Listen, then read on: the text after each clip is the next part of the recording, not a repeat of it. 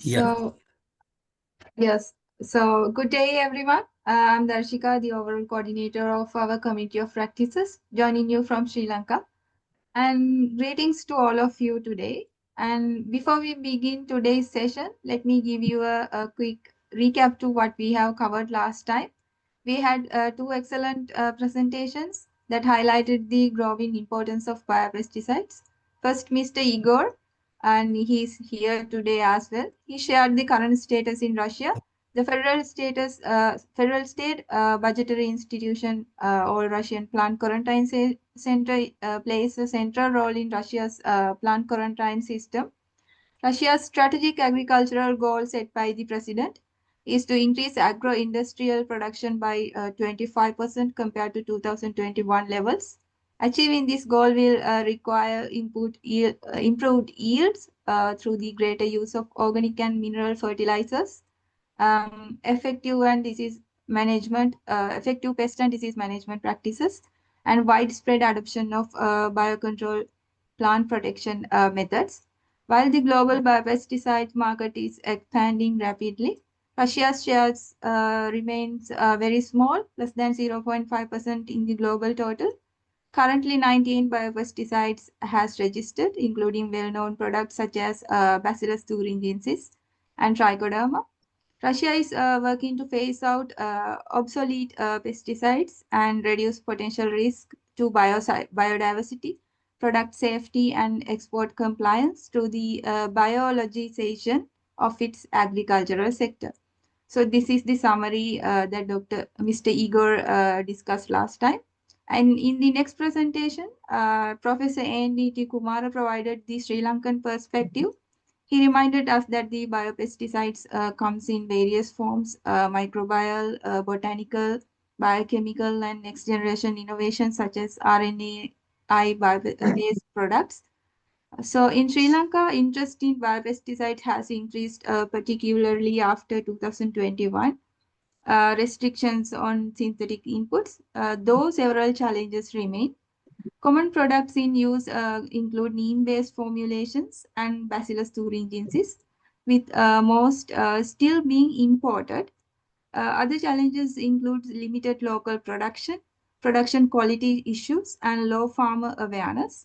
However, Sri Lanka's rich biodiversity offers huge potential for developing new biocontrol products from crops such as neem, cinnamon, and citronella. So that is the recap to the last session. And with that briefing, I would like to invite Dr. Ravi to open and moderate today's session. And thank you, everyone. Over to you, Dr. Ravi, please. thanks, Darshika. Welcome everyone once again on this online platform of Asia Pacific Biopesticide Community of Practice. Well, we have started this COP, Community of Practice, in the month of May last year, and we have done, I think, more than a dozen webinars or presentations here. We got the best of people, and all related to the biocontrol, biopesticide, biosolution, biostimulant, and those kind of a thing, which has become very crucial in the modern era when we are going away from chemicals, where these things are becoming important in climate smart agriculture, and where we have become more conscious about the planet, about soil health, about pollution, and so on. We have today a very distinguished speaker who is going to speak on biologicals in climate smart rice landscape, climate smart climate smart role of biologicals in climate smart rice landscape in Thailand. You all know rice is a very important crop for Thailand. And you all know climate change is also a very important parameter for Thailand. And you all know the importance of biological. So we have Dr. Athavik Vacharapongchai. Sorry if I can't pronounce your name properly. He is going to tell us about the lesson learned and the implementation of integrated pest management. Now, IPM I don't need to highlight, where you integrate all the cultural, biological, chemical, all the practices to make sure that you have a efficient pest management, and which IPM, which has become more crucial now with the advent of biosolutions, biopesticide, and others. And also in IPM, what is crucial is not only what you are using, when are you using during the growth of the whole crop. So the when, the what, the why all becomes very crucial in the IPM. And build a new AI Russian. They used to say that I okay, so I'm not going to preempt the presentation of Dr. Athavik, but I may like to briefly introduce him. First of all, I was impressed by his blend of qualification. He has his graduation in industrial engineering. Then he suddenly shifts to MBA, Master of Business Administration, but focusing on finance. And from there, I don't know what made him love agriculture. He will tell us. He shifted from engineering to business to suddenly to agriculture, and his aim was more to reach to farmers actually, because he went to agriculture extension. This is a blend of qualification I am seeing for the first time in about 40 years of my career, where someone is coming up with a very good example for sustainable rice farming. So Dr. Athavik, he is a project director of several regenerative and climate smart agriculture projects in Deutsche Gesellschaft für international Zusammenarbeit. Don't be confused. He's not lost. It is GIZ. It's a German donor agency, we all know. So, and he's based in Thailand. And he joined about 10 years back, if I'm right. And his interests are very varied. It's not only public-private partnership, it is also private sector engagement in sustainable rice value chain. As you know, we have a Sustainable Rice Farming Institute in Thailand, which is based in Thailand. I think this is something which is very important. Climate smart farming, regenerative farming, and sustainable agriculture landscape management, capacity building for farmers and lead farmers, and strengthening farmers' community. This is a beautiful variety of the interest he's having, all day club to make him contribute for the rice farming in Thailand in a very holistic manner. He managed this regenerative rice farming project in 2018-19, which introduced smallholder farmers in central Thailand to regenerative agriculture. Many of you who may not be knowing regenerative agriculture, there are many terminologies. It may be conservation agriculture, it may be agroecology, it may be various ways of how you work on a ecological space in agriculture. So his key component was in the regenerating rice farming project was IPM and the use of biocontrol solution, which we are going to hear from him. And as project director of the market-oriented smallholder value chain project, he scaled up these approaches in northern Thailand. And today he continues to work with GIZ on climate smart rice farming in Thailand. Very innovative work he's doing. And without speaking much on him, which we will know once he gives his presentation, let me invite Dr. Akhavit Vachara Pongchai. Floor is yours, and you have, as per program, about 20-25 minutes, I believe. Over to you. And just before you start, let me introduce Dr. Paul Taylor. Dr. Paul Taylor is here. He is honorary fellow of the professor of the Melbourne University, Presently, he is working with APARI as a consultant, and he is a great scientist in the field, working with APARI to bring new projects and new ideas in APARI at the moment. So Dr. Paul will be working as an expert after his presentation. Then we will be opening it for discussion. Yeah, Dr. Akhavit, over to you. Thank you, Ravi. Thank you very much. You pronounced my name correctly. So the first thing. And the second thing, I've been with GIC for 10 years, but I cannot pronounce the full names of GIC, Deutsche. So you pronounce it really excellently. So yeah. May I ask, do I have to share my screen or you can share the presentation for me? You are allowed to share your presentation, Dr. Tawut. Or if you want us to share, we can share as well. Yeah, you can share for me, please. I thought that you're gonna share, so I didn't prepare. Yeah, in case you prepared already. So thank you very much, Ravi, that introduced my background. But today, so I will present like a lesson learned, what I observed. So the frame will be like this. So I will start with like from the small project. We start and we had the lesson learned about the biological that we promoted to the farmers. And after that, we'll see how we're gonna scale. And from this lesson learned, I think it's quite a good knowledge for us that we would like to share to you all. Yeah. Next slide, please. So this project, we work mainly in Chiang Rai, in the northern part of Thailand. We work with around 3,000 farmers. Farmers in this quite not quite unusual than the traditional Thai farmers, because in this area, they are in the northern part. They can grow several crops because they live close to the mountain and they have like the water source.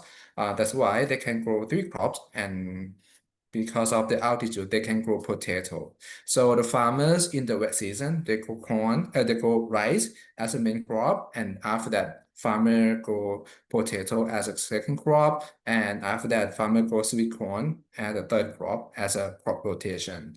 But the problem is, farmers at the beginning of the project, farmers faced low income, indebtedness, low yields because of high production costs, and the biggest challenge is about the pest and disease.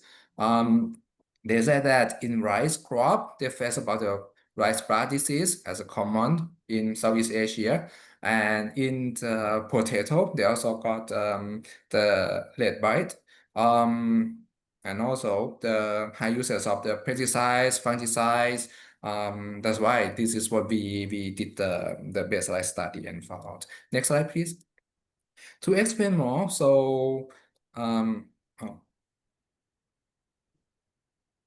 yeah. In this project, it's a develop PPP project. So we received the fund from the German government, but from the private side, we work with the PepsiCo. We start in like October 21st, 2021, until the project is ending in November 2025 this year. So at the beginning, we work in Chiang Mai, Chiang Rai, and in Lamphun, but we focus mainly in Chiang Rai now. Yeah, like I said, that this is like the problems that the farmer facing. The major problem is about the low yield and the low income. And we found out that like at the beginning of the project, the background, because we saw that, I mean, before joining this project, when we do rice, we will focus only rice crop. So it means we provide the knowledge suitable rice production to the rice farmer, and the other like PepsiCo, they're sourcing the potato. They also provide the knowledge about the potato farming. But we see that if we join hand together and we come up with a new approach, like a holistic approach, see the whole things together. So because the farmer are the one who continue doing every crop, if the farmer can do good practice in rice crop, they can duplicate in corn crop and the potato crop. And from the exchange, we found out that the major common is about the red blight and white blight diseases come from fungi. So if we encourage the farmer to adopt the biological, then it will help. Sometimes if we start in the rice crop, in Thailand, in these farmer groups, rice is like for own consumption, for the household consumption. But the potato and corn crop is like a cash crop for the farmers. But if they focus since the beginning in the rice crop, then the fungi, the disease in the cash crop will be better. That's why this is the logic that we try to promote, but we analyze what is happening now. So next slide, please. That's why we did analysis and intervention. We look at for sure. Trichoderma is quite a basic one. Is the first biological that we selected and introduced to the farmers. And we see that because of the climate change, wet, hot, and humid is like a perfect situation for perfect atmosphere for fungicides to spread out. That's why the pest and disease problem is getting severe and severe. So the trichoderma is the first one we would like to promote. Yeah. Next slide, please. But we found out, because when we talk about the trichoderma in Thailand, I think it's been so long in Thailand already, introduced to these farm groups for so long, like 10 years already, several agencies, extension officers, private sector economists also introduced. It's not new, and everyone know that it's work, but how? Why? Farmer never use it, never adopt it. So where is the problem? We're thinking, and yeah, we would like to know. I mean, we don't have any question about the technologies, about the biocontrol, but about what is the root cause or barrier for the farmers. Next slide, please. That's why we did like a quick assessment. At the same time, we hired a Metro University to did the baseline study, understand what is the problem, and mean about the practice, the baseline practice of the farmers. And then we interviews and collect. And what we hear that some farmers said, have heard about it, have seen it, but never use it. Don't know where to find it.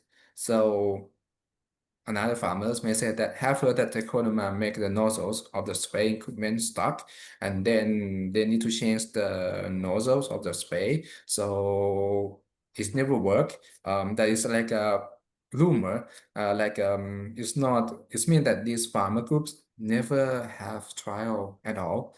So we think about what is the root cause. So yeah, next slide, please. I think it's like what we observed. So the fact and assumption. So the fact that after we review, we found out that no farmer says diploma is not good.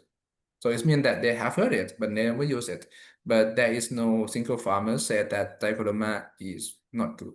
So it means that they might think that it might be good. So we, as extensionists, we know that diploma is good and for the prevention. So this is a fact. So that's why we come up with about the assumption before we decide the activities. This is not about the product. This is not about technologies, but it's about the technology adoption. So that's why we see that if it's about the technology adoption, what we need to tackle is about to increase the adoption rate of the farmers about these technologies. Next slide, please. And then we look at the innovation adoption process theory.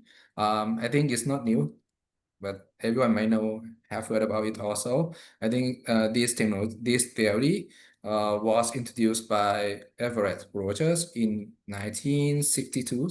I think almost 80 years, 60 years already. So they said about when we have the new innovation, before we make everyone adopt. So we start with about the innovation awareness, and after that, they might interest, and they might evaluate, and they might trial, and after that, they might adopt. So this is like a step that we try to analyze and decide our activities. Next slide, please. So look back what we did data collection from the interview. Have heard about it, have seen it.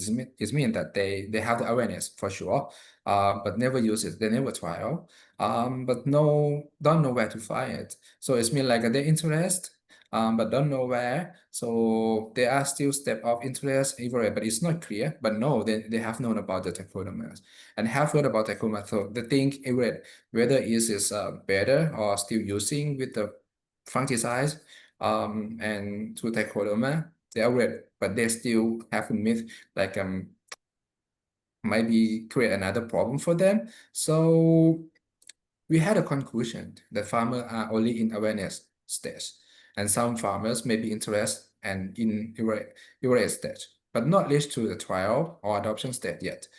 Then we see that, okay, we need to design the activities and to encourage the adoption of biological control. Next slide, please. Then we decide the intervention. First, we organize like a committee meetings. For sure, we collaborate with the extension officer and committee leaders. We call the committee meetings and we introduce a biological controls dichotomy, still as a traditional style, almost a classroom style, but in local community of the farmers. This means that our field staff, extension officer come together and then we call the meeting at the community center, some building, maybe like the house of some lead farmers, and then we gather neighboring farmer of neighboring areas and to join this meeting. And then what we expect that we will refresh the knowledge and information to the farmer. So we would like to create awareness, interest, and evaluate. So the techniques we not tell the farmers what is the dichotoma, but we tell them what is the benefit of the dichotoma, how they use it, how they source it, how they access to the dichotoma, and then what is better than the fungicides. So this is what the key message we tell to the farmers. Next slide, please. And then we also conduct like the demo pod using the dichotoma because we believe that seeing is the believing for the farmers. The demo pod will design and implement to the pace that the neighboring farmer can learn from the model farmers. So for us, demo pod is going to be like a 24-hour learning center of the dichotoma introduction to other farmers and be the showcase of the result of technologies. We expect that farmer can access to this demo pod and have continuous awareness raising, interest and evaluate, and see the trial of the lead farmer. They're not trial by themselves, but at least they see the other farmer trial and then show that this might be good and might be good for them. But someone might would like to wait and see. So this is demo pod for this farmer group. Next slide, please. And the key activities we designed. So we designed like a workshop training. So our project collaborate with the Department of Agricultural Extension, DOAE. They support us like for the dichotoma starter agent, and we support about the equipment for multiplying and incubation in the big scale, and also for to connect the workshops. For sure, some farmer might prefer to have like a food, snack, beverage for the event. So we organize like a workshop activities. Our logic behind, we want farmer to practice by themselves. So farmer learn how to multiply and incubate by themselves. And at the end of the workshop, so farmer receive 1 kilograms of the dichotoma sample, and then they can use immediately in their farm. So we try to organize a workshop at the appropriate time to their crop, and then this is what we have done. So we see that we would like to promote the trial stage. So we imagine about when we go to the supermarket, when they have like a new shampoos, the new brand of the shampoo, it launched to the market. Sometimes we don't want to use it, but we got a free sample. Why not? We test it when we arrive home, right? So the same logic, might not everyone will test it, but the big of the farmer groups, the majority of the farmer who receive the sample will use it. So this is the key step that we decide the activities. Yeah. So next slide, please. This is a picture. We organize, you see that committee meeting. We in the middle picture of the top one. So you see that if you see the atmosphere, sometimes the knowledge is is significant to the farmer. Farmer, they would like to know, they would like to change, they would like to have the knowledge, better knowledge, to have the better life. Even in the dark, sometimes they need to work in the daytime. So our field staff need to provide the knowledge in the nighttime, like in the evening. So after they finish their work, we organize. But some might prefer to come in the daytime, so we organize in that way. And then this is like a sample the farmer get. And also we also provide the other knowledge, not only about the trichodoma workshop, but like pest monitoring, pest traps, and also about the safe use, about the PPE, how to spray. So whole knowledge of integrated pest management is introduced to the farmers. Next slide, please. And from what we observed, some farmers said that they have heard about it, and they have heard that the trichodoma make the nozzles of spraying equipment stop. So we also discuss and find a way, because for me, sometimes it's not about the technologies, but it's about like how to use the technologies. It's some small tips can change the whole things. Then we know that, okay, they worry about the nozzle. We know that, okay, if they need to do like a proper filtration, but like normal people, if there are something that is more easier for us, so in that area farmer use drone. So then we test it, like, oh, some farmers said we use drone to spray the codoma and it's work, it not stuck. So that's why we said, okay, we introduce in the demo farm, we use drones, and we invite our farmers to see and and then we found out that like the small tip sometimes it's not about technology, but sometimes it's like a small tip, like a secret recipe that we can introduce to the farmers, might be the solution to the farmers' perception. So this is another story that we would like to share to you. Yeah. Next slide, please. And then, like I said, at the beginning of baseline conducted by Metro University, the newest university in Thailand, in 2022, only 5% of the farmers are used biological trichoderma, only 5%. But at the crop end, in every crop, our field team collected.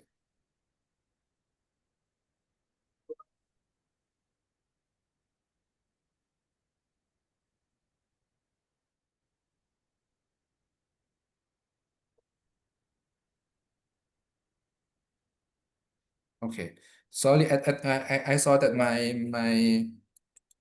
my internet wasn't good, so I hope that I come back. So yeah, about the monitoring, the baseline we hired the Metro University to conduct the baseline in 2022. Only 5% of farmers use biological trichoderma. But at the end of the crop, in every crop, our field teams work with the extension officer. We collect the farm book and we conduct interview. We found out that after the crop end, the farmers use trichoderma around 50%. So it's increased by 10 times. So we see that we boost from 5% to 50% in a crop in a year. So we see that, and we check with the adoption theory, the life cycle of the adoption theory. For sure, the 5% about innovation, early adoption, but this activity is best fit with the group of the early adopter and also the early majority. So we see that if we use the adoption theory to solve this problem, to boost about the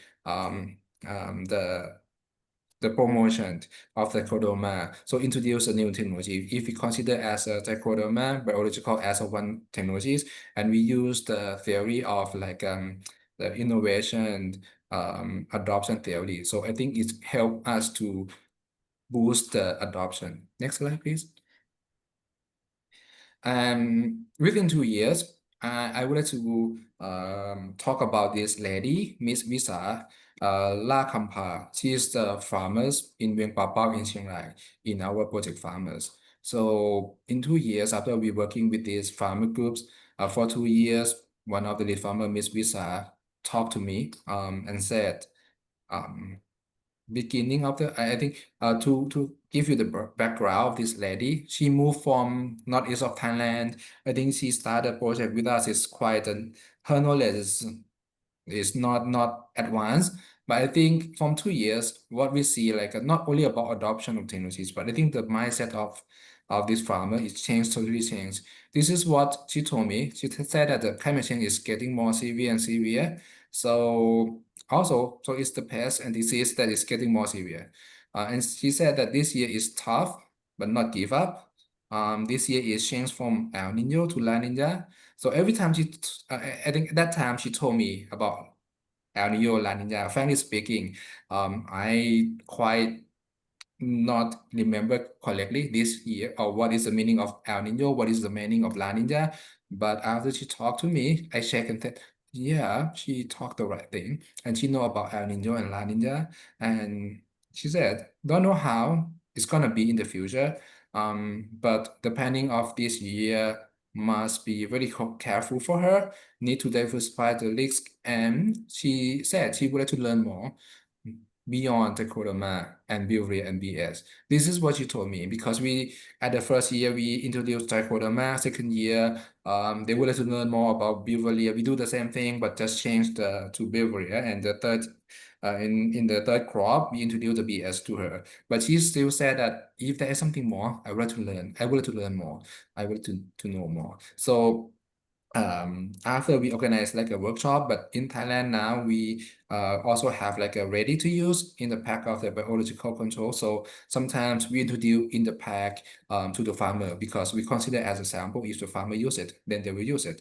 And what I can share to you that like who also using outsourcing like a broker who also be the collector of the crop. They also provide the trichoderma as a one it could as a one input to their member. So after this say they see that the impact of the biological control is good, then they learn more and then they use it a lot. Next slide, please.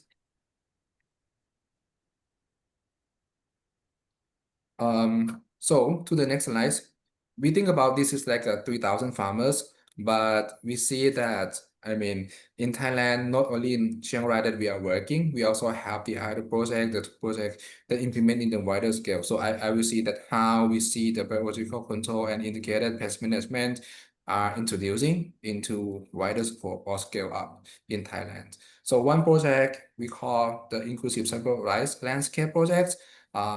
This project we call in short is ISIL. Next slide, please.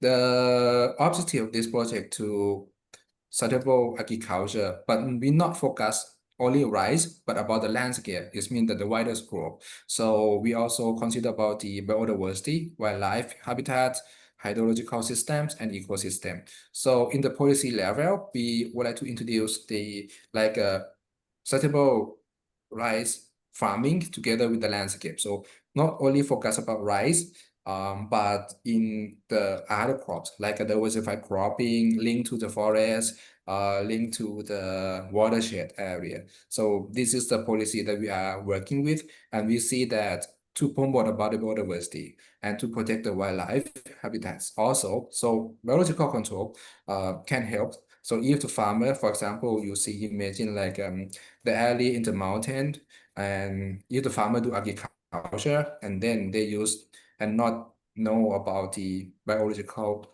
and use the pesticides unsafe, then it will can destroy the watershed, the water source. And then the chemical from the highland might go to the lowland of the other crops to the water. So this is like the concept we are working with. And also we select two provinces in Thailand, one in Chiang Rai and the other one in Thani in the northeast of Thailand. So it's like a two cropping system we are working and introduce about the integrated pest management.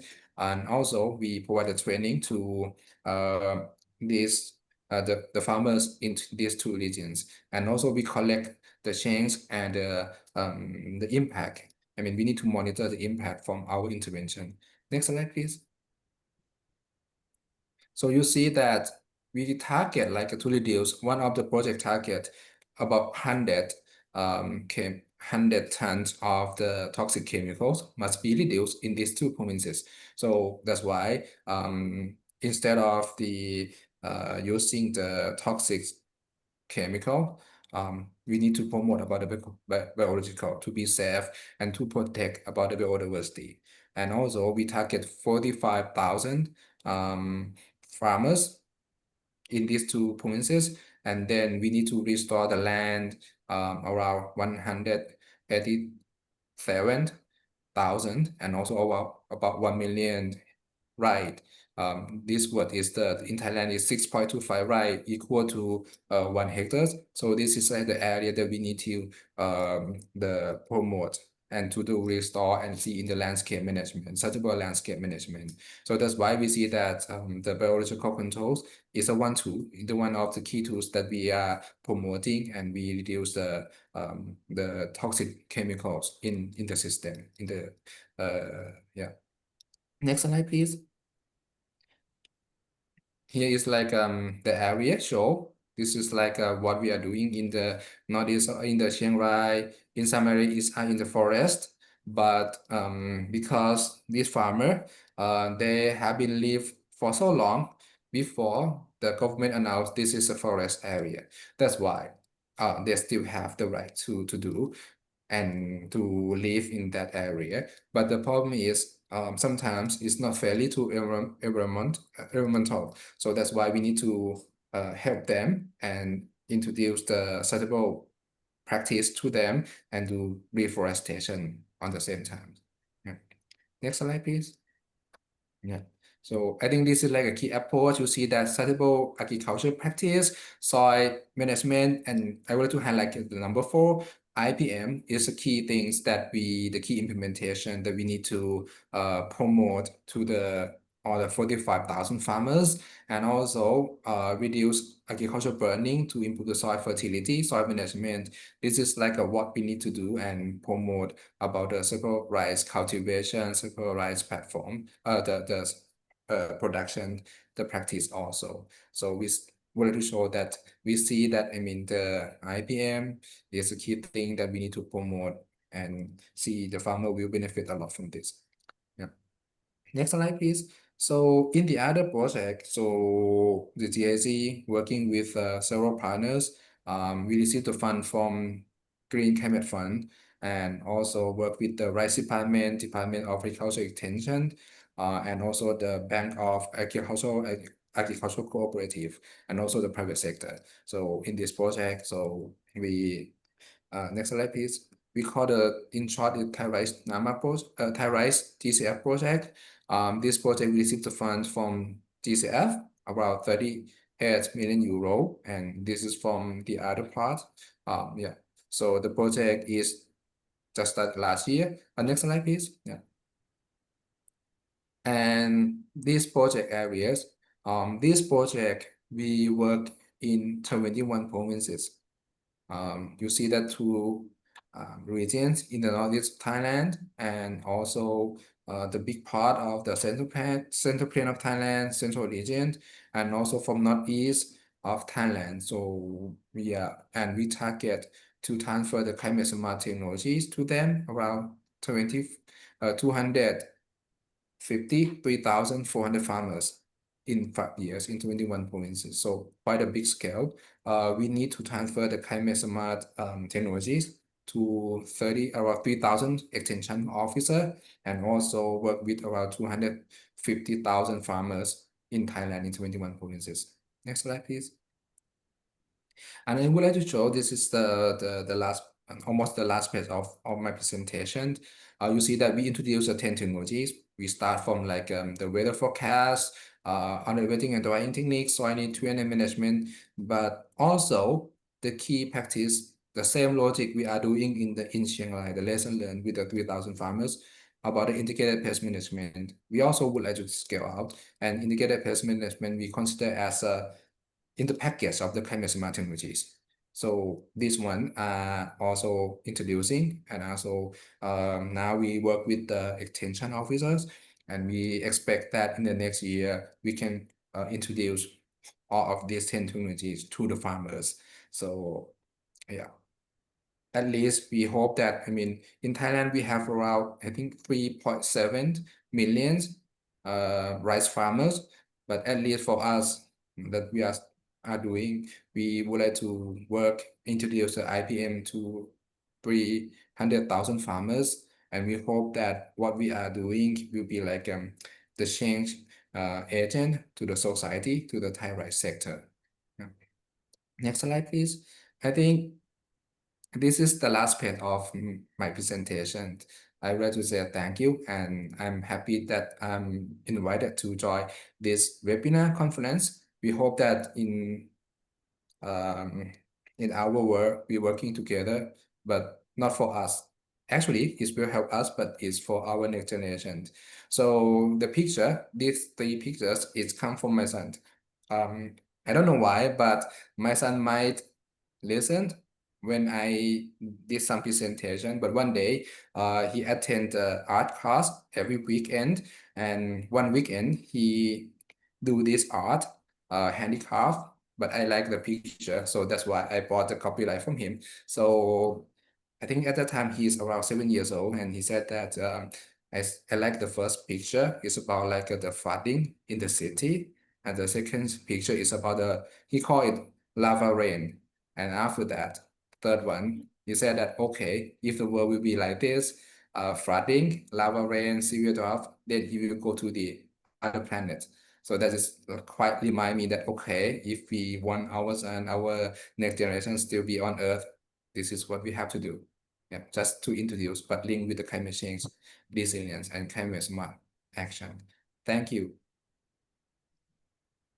Thank you, Dr. Athavik, for such a nice presentation on the importance of what you are doing on regenerative rice farming vis-a-vis the climate and for the smallholder farmers in a very innovative ways.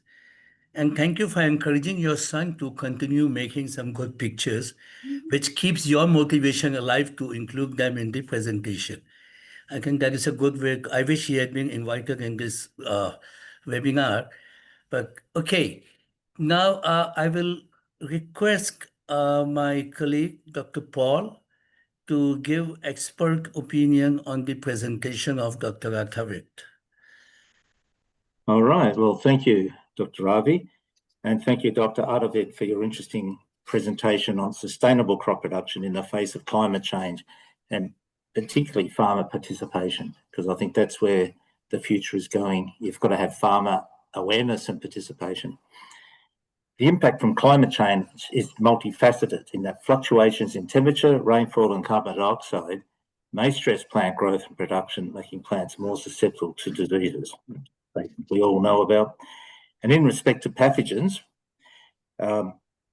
particularly the fungal and oomycete pathogens, a changing climate may in fact be detrimental to a specific pathogen's inability to infect and cause disease, or conversely, promote pathogenicity, leading to epidemics and major crop production loss. Hence, a whole of system approach should be considered when assessing the impact of climate change on plant production and disease development.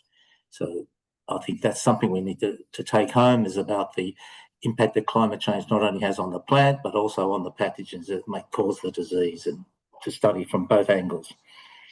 Okay, so overuse of pesticides is a recognised problem in farming systems, which we all agree on, and impacts the environment and residue levels in food. There are a diverse range of biopesticide options to consider, which should be targeted to the crop, the pathogen, and the environment. So there's enough evidence from laboratory and glasshouse trials to recognise the potential of biopesticides in sustainable agricultural practices. However, there are major issues in applying this success to the field situation. And one major issue is the delivery of the specific biopesticide, whether they be the living biocontrol organism, secondary metabolites, or natural organic plant oils to the target pathogen or host organ. And this is particularly important when dealing with soil-borne pathogens infecting the root systems. That's a pretty harsh environment in the soil there to have efficacy of biopesticides.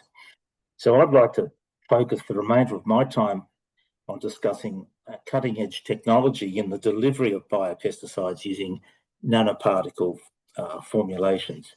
But I believe this is where projects and collaborations will be in the future.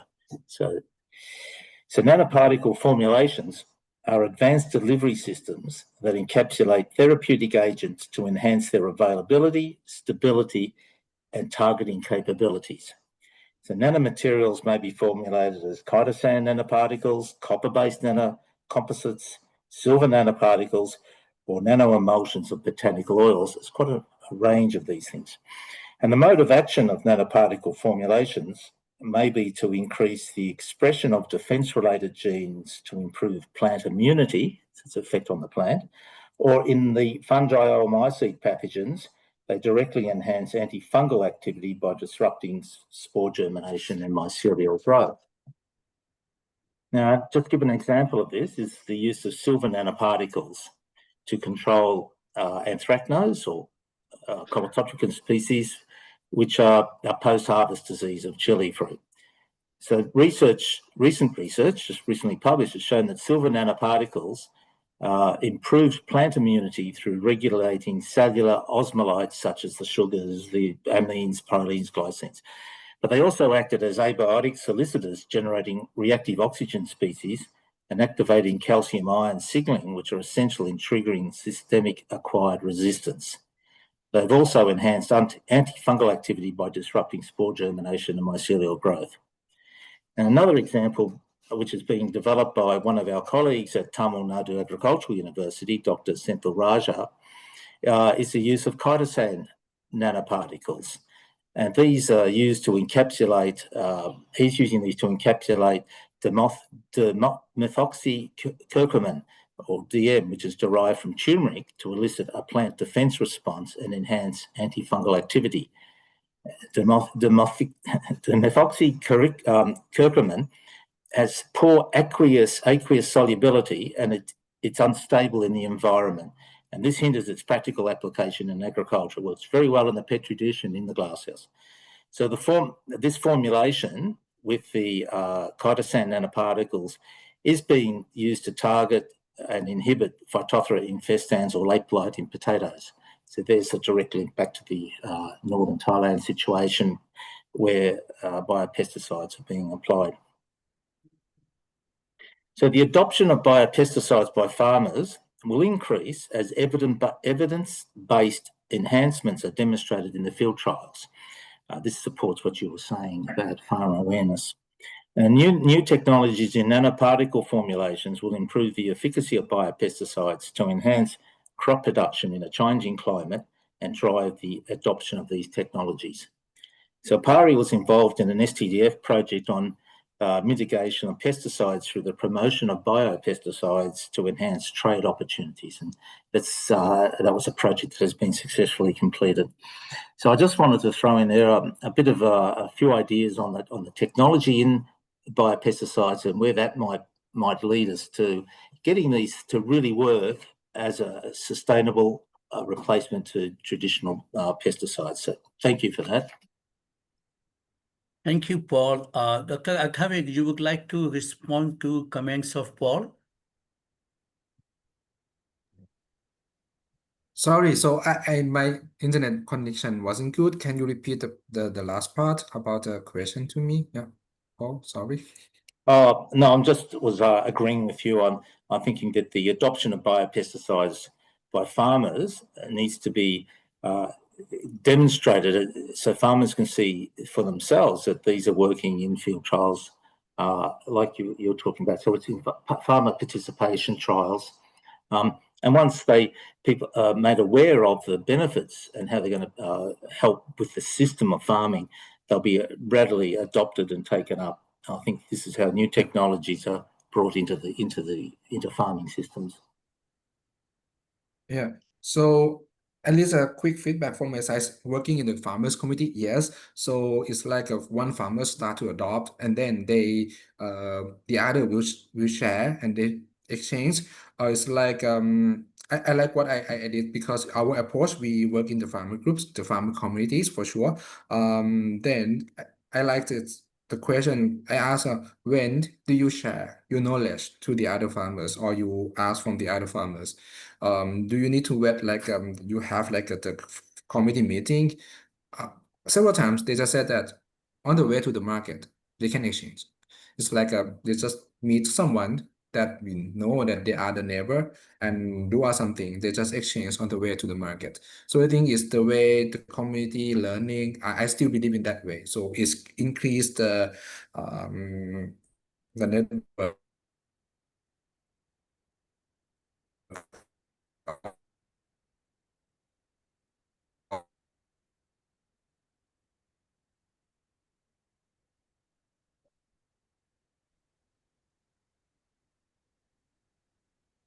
Your internet issue. Yeah, my internet issue wasn't good, but You can I'm back. switch off your video. It may help you Yeah. and speak.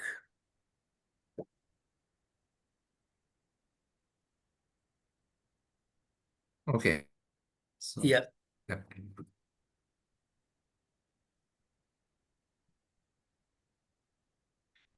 I'm not sure. Did you hear the last part? But I will repeat again. So I said that the what I observe is like a working in a community base. When we do the promotion trichoderma in the community base, it will help the farmers in terms of adopt easily. Because I also believe in like a network effect. So one start doing something, the other will learn, and if they share the knowledge, and several times it just happened. No need to organize like a series of the meetings, but once they would like to learn, and then they see someone that is doing better, then the other will approach and ask. So that's why the demo plot and the community base working together is like an ecosystem for learning for promote biological control. Yeah. Thank you. Okay. Thank you, Paul. Thank you, Tawik, both of you. I would like to open the whole presentation of Dr. Athavik and the expert comments by Paul for discussion. Anyone has any comment, any question, any query, please do so. Please raise hand and take the platform.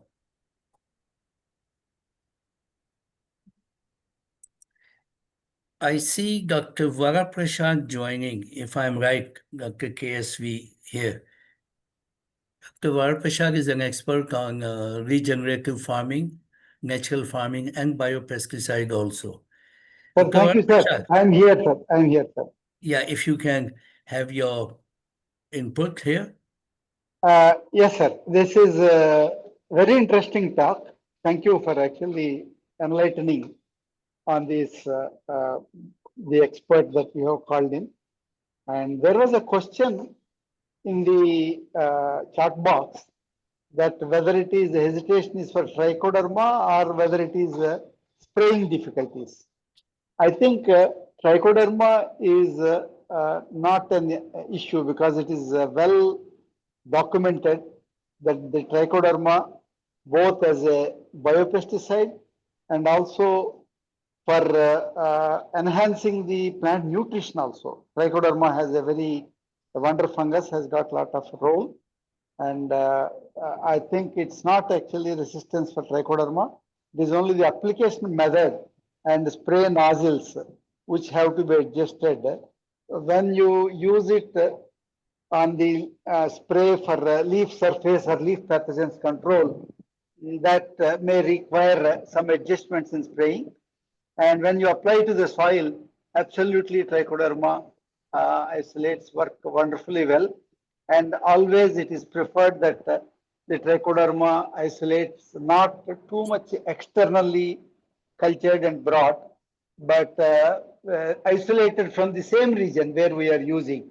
Because as you are aware, sir, agroecology always there good compatibility between the biotic components in the soil if it is locally local isolated.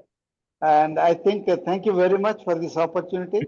It's a wonderful webinar by the expert and also Dr. Paul. Thank you. Thank you, Dr. Varaprasad. There are a few questions in the chat box if you'd like to. Yeah, in the chat box, let me go to it. Yeah, there's a question by Dr. Mehdi Hassan Rubel from Bangladesh. He's asking what type of trichoderma species are commonly used in Thailand? Unfortunately, I'm not the expert about that. So normally I ask like the extension officer suggest to us. So then they the one who selects. So I don't know. That's why I cannot say what is the commonly used. Yeah. Yeah, Yeah, mostly, sir, two, three species. One is Trichoderma harzianum. Harzianum is most popular used in the both biocontrol and for and there are two, three other species. Not many. There are several species in Trichoderma, but Harzianum is the one which is most popular. yeah, even Viridae is popular, no? Viridi also. Yes, sir. Yes, sir. Viridi also. You are right, sir. Yeah. Anyway, Dr. Mehdi Hassan, we will try to check from Dr. Arthavik at later stage or from other people here about the information you are asking. We will let you know by mail.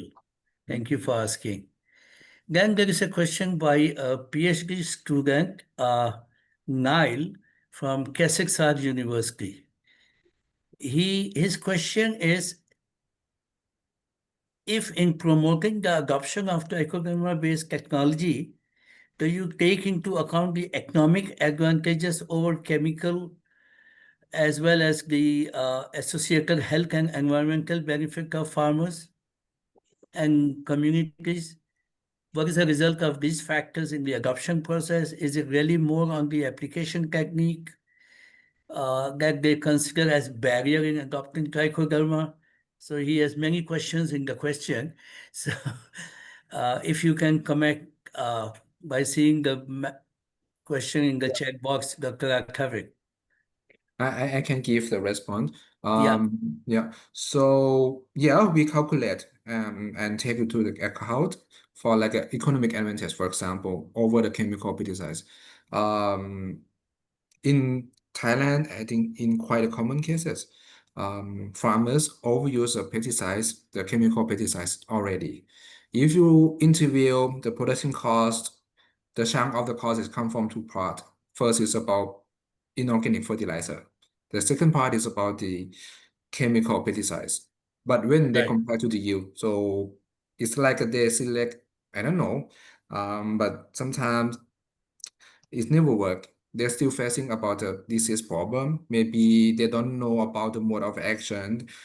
They applied in the wrong way or those kind of things. So when we introduce a dichotomy as an alternative, sometimes there might, I think it's about the perception. Some might say that, oh, the chemical might be better, might be more powerful than the biological. So we try to introduce, let's just try first as a preventive measure, then you prevent it first. Because we tell them we believe in like preventive measure is better than corrective action. So you prevent better than you later on. So this is like the concept we discuss with them and then we demonstrate with them. For sure, at the beginning, they don't believe. That's why we try to several things and try to Okay. but when compared to about the price and economic using dichotomy, I think even you buy from biological from the market. I think the price is still not more expensive than chemical anyway. But the result they get more high yields. It's like a 20% yield increase. Why not in the crop at the crop end? The first crop, they see the benefit. They have more money. Then why not in the second crop? They still continue doing. So I think the economical advantage, economical value, or return of investment. This is what we need to show to the farmers, for sure. And yeah, but what I just presented is like at the beginning, this is like what the farmer share to us. But in the logical behind, in the bottom line, so we need to calculate the return of investment, and we expect, but we cannot tell them at the beginning because it not show. So that's why we think that, okay, at the crop end, we calculate and check and share this result to the other to promote about the adoption. Yeah. Right. Okay. And Dr. Akhavik, there's another query from Dr. Ramesh Singh. Is native strain more effective against pathogen? And the response is given by Dr. Varaprasad, yes. So I may not like to go beyond. Now, friends, we are just at the verge of finishing the allocated time, but I still keep it open for one or two final questions if anyone has.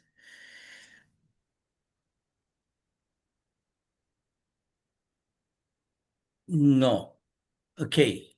If not, let us really thank Dr. Tawik Vacharapongchai for his very succinct presentation, where he linked science with the farmers, with the development, with the extension, and bringing all that on one platform, working with the farmers, understanding their problem, and doing it so nicely is something, a great presentation, I would say. We often hear people working on one domain, excelling in one domain, but he has covered a broad range of subjects to make the whole finding very comprehensive. Of course, there are questions and there are some comments which was made by Dr. Paul, which was very useful, and also the interventions by Dr. Varaprasad. But what I find, this is an example. What GIZ is doing is something we need to do for sustainable farming. I'm not saying only rice farming. Rice is very important crop, but it's not at the end of the everything, you know. So if we can really shift our farming, our agriculture in such a kind of model, I think we'll be able to push the biocontrol solution much more in a more innovative way. So with these few words, I would like to thank Dr. Akavi once again on behalf of APARI and on behalf of all the participants. And thank you, Dr. Akavi. I pass on to Darshika now, who will make a final vote of thanks, and then we will have a group photograph. Thank you.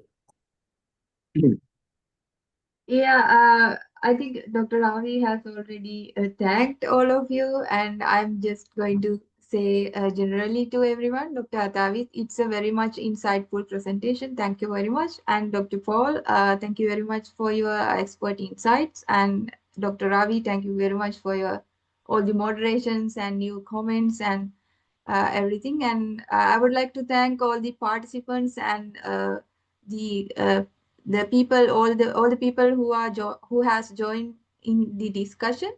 Your comments are noted, and we will finally at the end of the year we will provide you such a great summary. You can see all the comments in there, and look forward to having you in the next session as well. And if you don't mind, please open your cameras to have the group photo, please.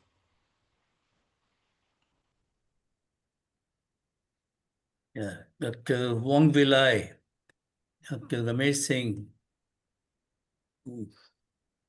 Yeah, Sungandani already. Mohammed Mahfouz, Islam Alam, sorry. Yes. Yeah, Dimitri Igor. You are camera shy, huh? Some of you. Yeah. Anyway, we took the photograph of all of you, and look forward to having you all in the next session as well. Thank you very much. Thank you all. Thank you, Darshika. Thanks a lot. Thank you. Thank you. Bye-bye. Bye, bye, Dr. Kavik. Bye, everyone. Thank you, my colleagues, for organizing. Thank you. Thank you, sir. Thank you, Dr. Ramesh. How are you? Thank you, sir. Yes. Actually sir ये हमने project किया था, तो local isolates बहुत effective थे। यहाँ पर जो वार्मर एरियाज हैं, ये इधर आगरा के, तो वो हमने किया था, दैट्स वाज वेरी इफेक्टिव। तो वहां पर क्या कंडीशन हो वो नहीं कैसे। Right.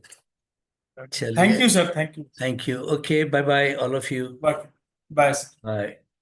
Bye.